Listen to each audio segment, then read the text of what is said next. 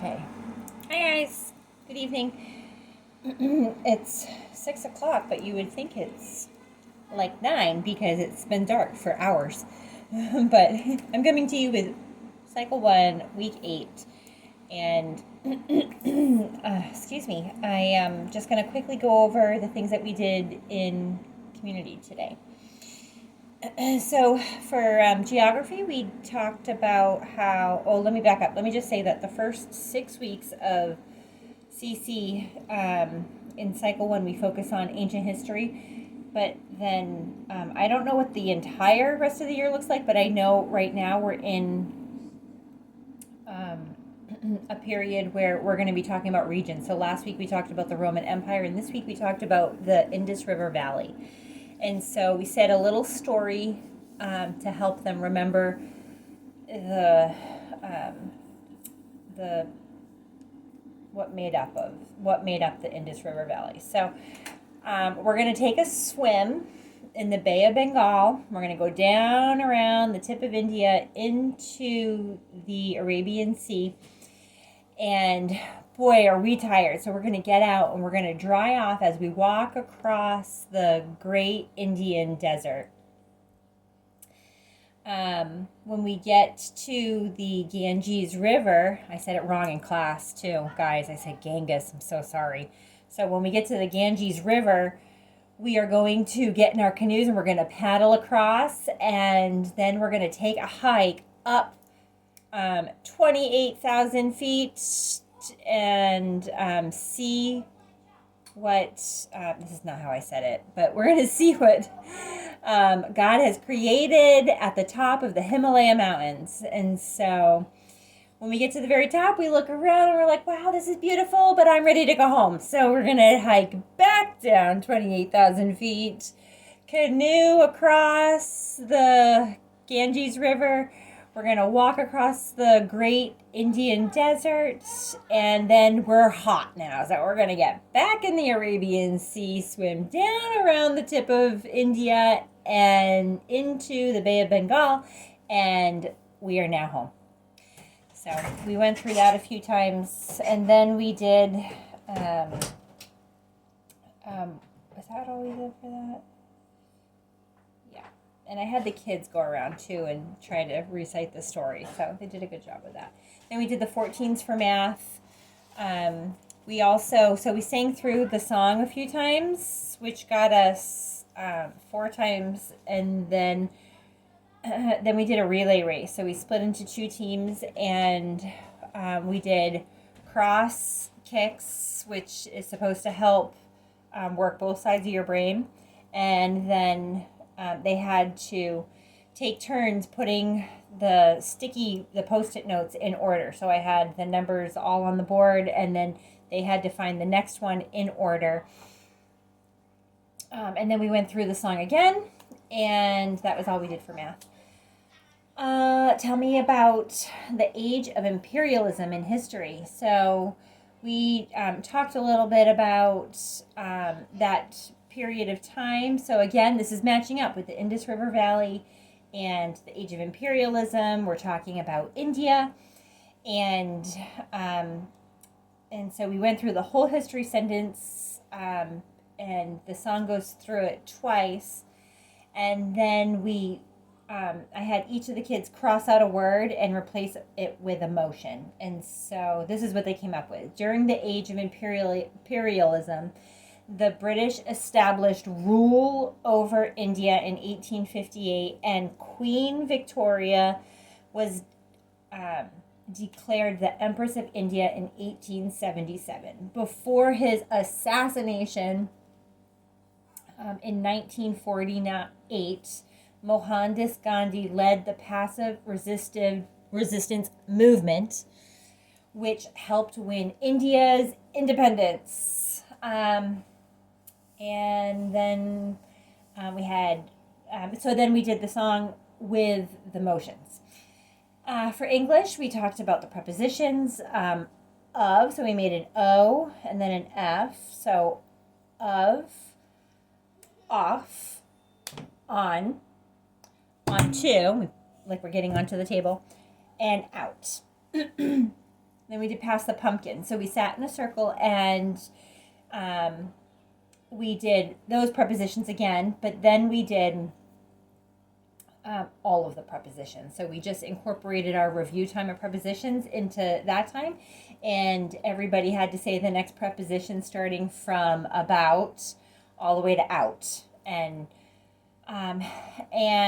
what else did we do with that? So then we passed it, and then we just tried to go as fast as we could singing the song.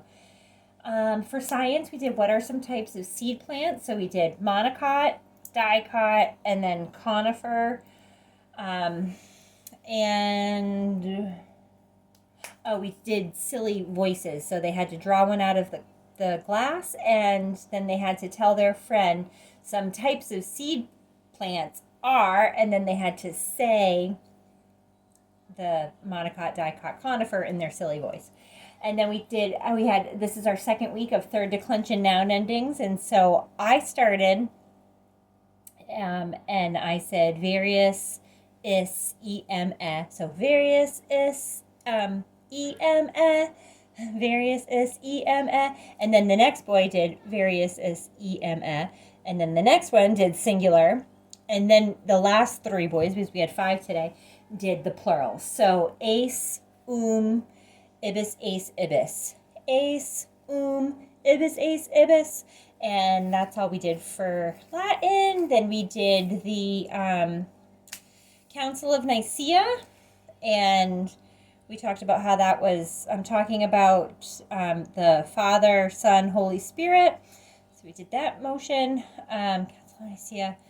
Augustine of Hippo. He's like a theologian. I do not have the cards in front of me. So, Council of Nicaea, Augustine of Hippo. Oh man, guys, I'm drawing a blank. Let me grab it.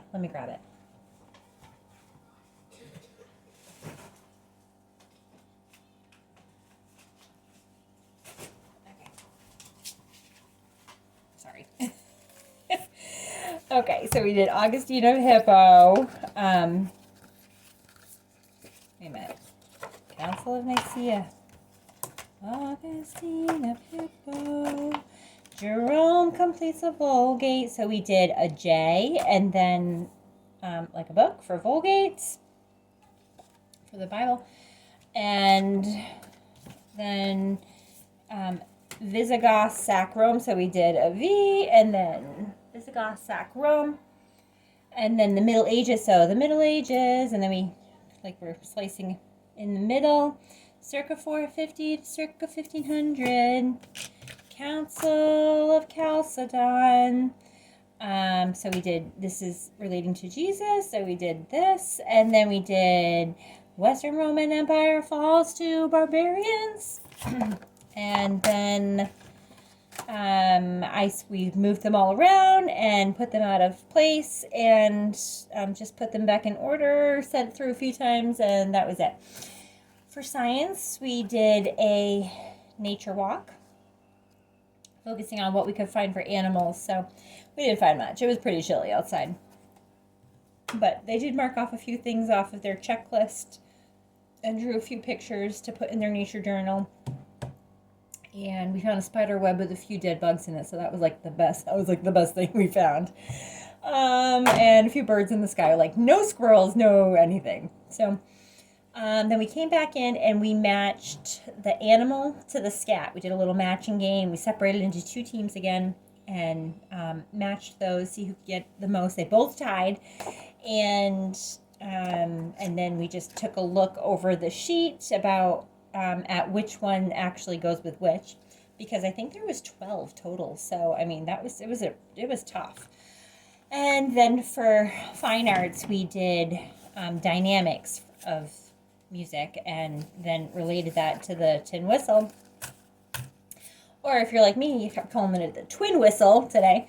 And so for tin whistle, we talked about, for dynamics, we talked about each of the dynamics, each of the 6. So pianissimo was very soft, piano was soft, mezzo piano was medium soft, mezzo forte was medium loud, forte was loud, and fortissimo was very loud. And so we went through, we looked at how those Italian words have have letters that help them read the music and know how soft or loud to play that piece or those notes. And we're doing Jingle Bells. So I sent that home with them, and we're preparing Jingle Bells for the last week of before Christmas break. And so have them practice. But what we did was we practiced dynamics by just singing Jingle Bells. So we tried a few different dynamics, piano, of course, fortissimo, and then from there we took out our tin whistles, talked about the expectations of the tin whistle. When I'm speaking, it's down in front of them. When I'm talking, you're not playing, etc.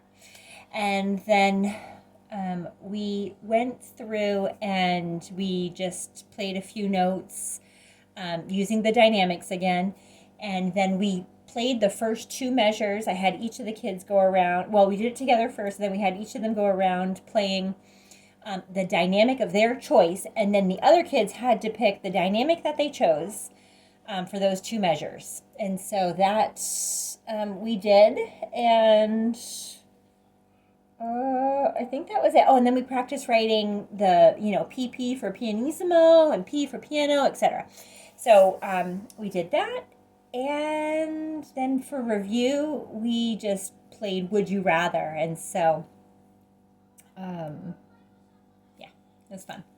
So, I think that's it, guys. So if you have any questions, let me know. If the kids are telling you that I have a goodie bag, so I think I've mentioned this before, but if they expound on any of their new grammar and dig in and, learn more about what I'm introducing and then present it in class, then they can pick from my bag. So it's just little games and just little things. So so if they decide to do that, that's great. So I have that available to them. So if they ask, that's what it is. But I want them to give me something, not just, hey, this is my owl and he produces eggs. So just a little bit more. Other than that, I think that's it, guys. So if you have any questions, let me know. All right, bye.